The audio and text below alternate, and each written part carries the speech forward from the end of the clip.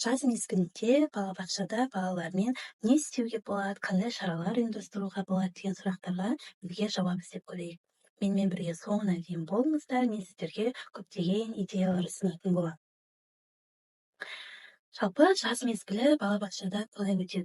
Жазда біз бұрынғыдай емес, күн ұзарып, ауа райы жылып, балалардың көңілі де, денсаулығы да жақсарып қалады. Бұл кезде уақытты тек ойынмен емес, баланың дамуына пайдалы дүниелермен толтыруға болады. Бірақ ол үшін тәрбиешінің қолында нақты бір жоспар, идея нақты болу керек. Жазда біз қатаң оқу бағдарламасынан сәл босап, серуен, ойын, тәжірибе, шығармашылық арқылы тәрбиелеуге көңіл бөле бастаймыз.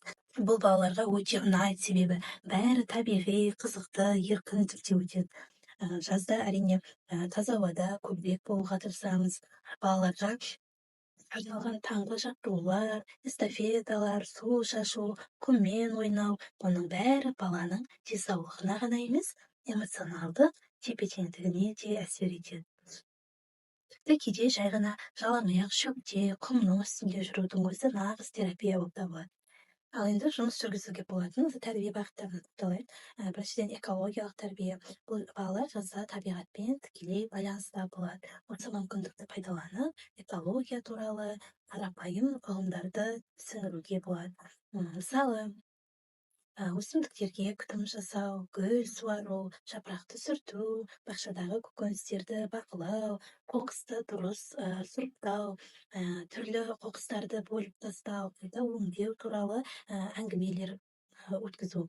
Жас экологтар ойыны, мысалы, табиғатты қорғау жолдарын талқылау, сурет салу арқылы көрсету, табиғатты бақылау, құстардың дауысын тыңдау, жәндіктерді зерттеу, мысалы, құмырсқа, көбелек деген сияқты ондай іс-шаралар балалардың табиғатқа деген махаббатын оятады, қамқор болуға үйретеді.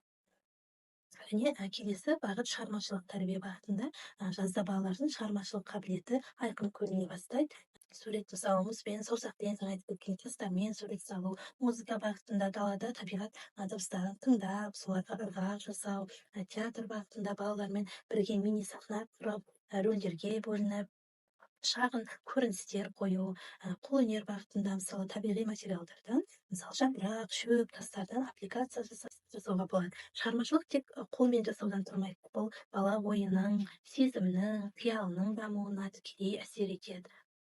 Танымдық тәрбиеге келетін болсақ, баланың дүниетанымын кеңейту бұл тәрбиешінің басты міндеттерінің бірі болып келеді. Сондықтан, мысалы, тәжірибе жасау, су булана ма, көлеңке қалай пайда болады деген сияқты сұрақ-жауаптар ұйымдастыру, неге күн қызады, құстар қалай ұшады деген сияқты. Және бақылау жасау, күннің шығуы мен батуы, жел бағыты, гүлдің өсуі, және таза ауада кітаптар оқып, далада отырып, қысқа ертегілер немесе танымдық әңгімелер оқу, танымдық бағыт баланың есте сақтау, салыстыру, логикалық ойлауын дамытуға көмектеседі. Жаз мезгіліндегі еңбек тәрбиесіне келетін болсақ, балаларды жазда жеңіл жұмыстарға қатыстыру арқылы еңбекке баулуға болады. Мысалы, гүл егу, суару, құм алаңын ретке келтіру, қоқыс жинауға көмектесу, бірге үстел дайындау деген сияқты оны жинау, және мұндай жұмыстар балаға жауапкершілік және ынтымақтастық және тәртіп ұғымдарын түсіндіреді. Коммуникативтік, яғни қарым-қатынастық тәрбие. Балалардың ұжыммен тіл табысуы, өз ойын еркін айтуы, достық қарым-қатынасы өте маңызды болып келеді. Клубтық ойындар, мысалы, осы ретте рөлдік ойындар, эстафеталар, мысалы, менің досым тақырыбына сурет немесе әңгіме, күн сайын бір баланы мақтап, сол туралы жақсы пікір айту, жұппен жұмыс жасау, мысалы, бірге сурет салу, құрастыру, және эмоциялық интеллектті дамыту, өз сезімін түсіну мен басқаның сезімін ескеруге үйретеді. Жаз мезгілін ерекше өткізу үшін не істеуге болады? Мысалы, көлеңке театры ұйымдастыру, ашық аспан астында, мысалы, ақ матамен күннің сәулесін пайдаланып, көлеңке арқылы ертегі айту, балаларға кейіпкерлердің силуетін жасау, тапсырылады алдымен. Бұл қиялды, сөйлеуді және сахналық өнерді дамытады. Екіншіден, су апталығын ұйымдастыруға болады. Бұл жерде біз бір апта бойы су тақырыбындағы ойындар, тәжірибелер, сурет салу, тақпақтар айту ұйымдастыруға болады.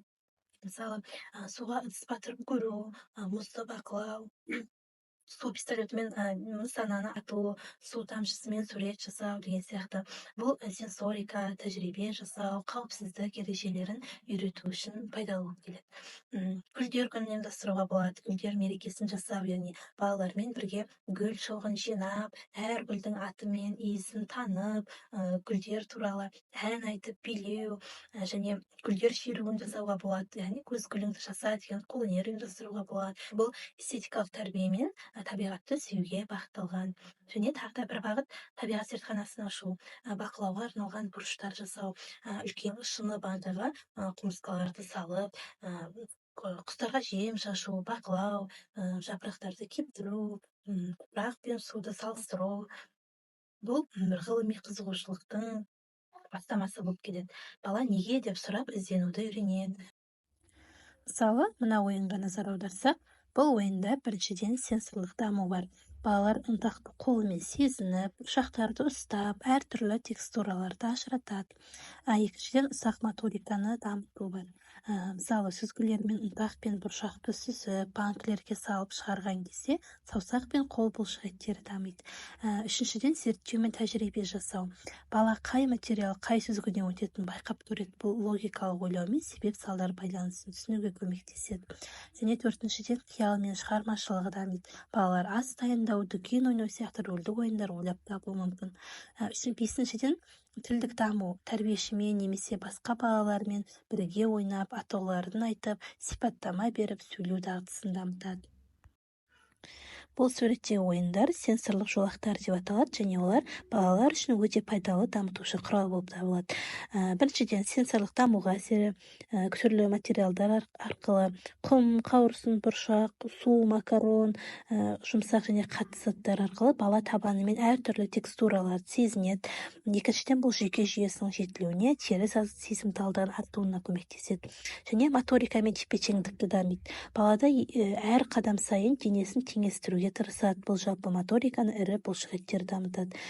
Табан арқылы қозғалысты басқару, тепе-теңдікті сақтауды үйренеді. Бақылау мен зейін. Әртүрлі сезім тудыратын кедергілер баланың зейінін жоғарыландыруға үйретеді. Қоршаған ортаға назар аудару қабілеті дамиды. Және эмоциялық жай-күйді реттеу. Бұл жерде сенсорлық ойындар баланың көңіл-күйін тұрақтандырып, ішкі тыныштық орнатады. Әсіресе гиперактивті немесе эмоционалды балаларға жақсы әсер етеді. Және бесінші бағыт бұл тілдік және когнитивтік даму бағыты. Бұл жерде балалар материалдарды сипаттап айтып үйренеді. Жұмсақ, қатты, дымқыл, түйіршікті деген сияқты бұл сөздік қорын байытады. Және мынадай шығармашылық ойындар ұйымдастыруға болады. Бұл жерде пакеттен жасалған үлкен плакаттар немесе картоннан жасалған үлкен плакаттарға осындай шығармашылық ойындар балалардың жан-жақты дамуына физикалық, эмоционалдық, әлеуметтік және танымдық тұрғыдан үлкен үлес қосады. Олар қарапайым әрі қолжетімді материалдарды, яғни картон, пластик, бояу, тағы да басқа осындай материалдарды пайдаланып, балаларға қуаныш сыйлайды және олардың өсуіне қолайлы орта жасайды. Тағы да мынадай іс-шаралар ұйымдастыруға болады. Бұл жерде балалар сабынды суға тастарды, ойыншықтарды жуып жатыр. Бұл жерде балалардың тас жуу іс-шарасының пайдасы бұл біріншіден қол моторикасы, тісті щеткамен тас жуу, ұсақ қимылдарды дамытады. Екіншіден танымдық даму, тастардың түрлерін және тазарту процесін үйренеді. Үшіншіден эмоциялық қанағаттану, ойын арқылы балалар стрессті жеңеді. Төртіншіден әлеуметтік дағдылар, бірлесіп ойнау арқылы қарым-қатынас орнатылады. Және шығармашылық жағынан тастарды жуудан кейін оларды қолданып ойын ойлап табады. Бұл қарапайым іс-шара балалардың жан-жақты дамуына ықпал етеді. Қорытындылай келе, жазды бос өткізіп алмау керек. Бұл тек демалыс емес, балаға бір тәжірибе сыйлайтын, өзін тануға көмектесетін кезең болып келеді. Сол үшін тәрбиешіге ең бастысы баламен бірге қызығу, баланың көзімен қарап, бірге таңдану. Егер осы видео сізге пайдалы болса, лайк басып, пікір жазып, арнама жазылып кетіңіздер. Келесі видеоларда тағы да осындай ерекше идеялармен бөлісетін боламын.